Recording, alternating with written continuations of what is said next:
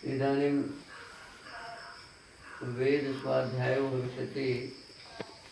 अद्य यजुर्वेदस्य तृतीयोऽध्यायस्य 49 मन्त्रस्य स्वाध्यायो भविष्यति।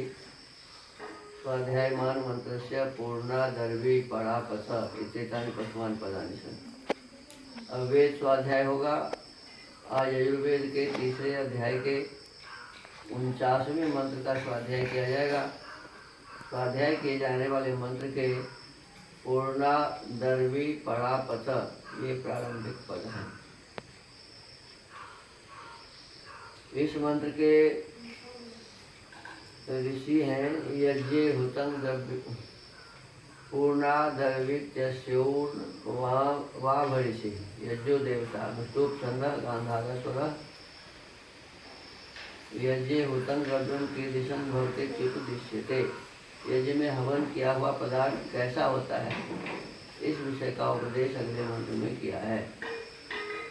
ओम पूर्णादर्वी परापत सुपूर्णा पुनरापत वस्त्रेव विक्रीणा वहा ईशमूर्जं शतक्रतो।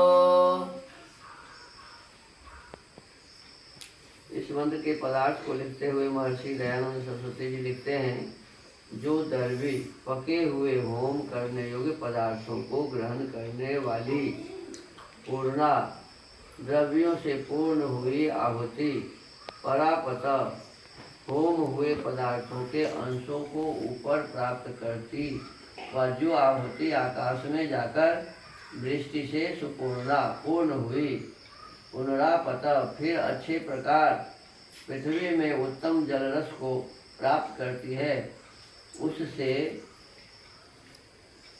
हे शतक्रतो असंख्यात कर्म व प्रज्ञा वाले जगदीश्वर। यहाँ शतक्रतो परमेश्वर का नाम है।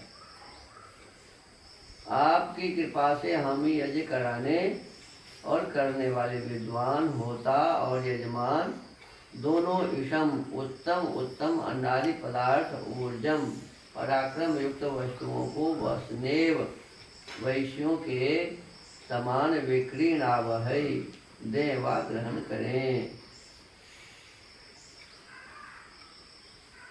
इस मंत्र में उपमालंकार है। जब मनुष्य लोग सुगंध्यादि पदार्थ अग्नि में हवन करते हैं, तब वे ऊपर जाकर वायु वृष्टि जल को शुद्ध करते हुए पृथ्वी को आते हैं, जिससे यव आदि औषधि शुद्ध होकर सुख और पराक्रम के देने वाली होती है। जैसे कोई वैश्य लोग रुपया आदि को दे लेकर अनेक प्रकार के अन्नादि पदार्थों को खरीदने व बेचते हैं, वैसे सब हम लोग भी अग्नि में शुद्ध द्रव्यों को छोड़कर व अनेक सुखों को खरीदते हैं।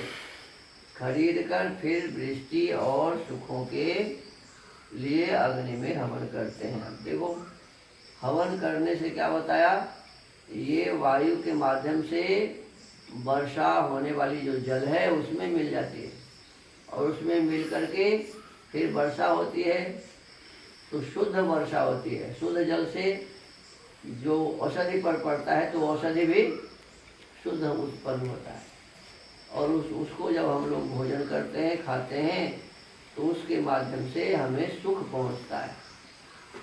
तो इसीलिए हमें यज्ञ करना चाहिए, हवन करना चाहिए।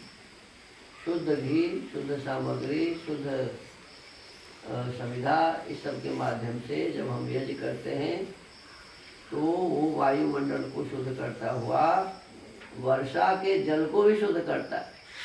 और जब शुद्ध वर्षा के जल औषधियों पर पड़ते हैं तो वो भी शुद्ध होता है। अन्न पर पड़ते हैं, फल पर पड़ते हैं तो वो भी शुद्ध होता है।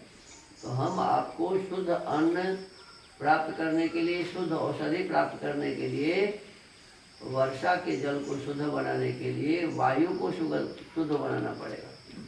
तो वायु शुद्ध होगा तो वायु के माध्यम से वर्षा के जल भी शुद्ध होंगे। तो ये इस मंत्र में विशेष रूप से कहा गया है। तो हमें वृष्टि के माध्यम से सुख मिले, इसलिए हमें अग्नि में हवन करना चाहिए। ये विशेष बातें थी। ओम।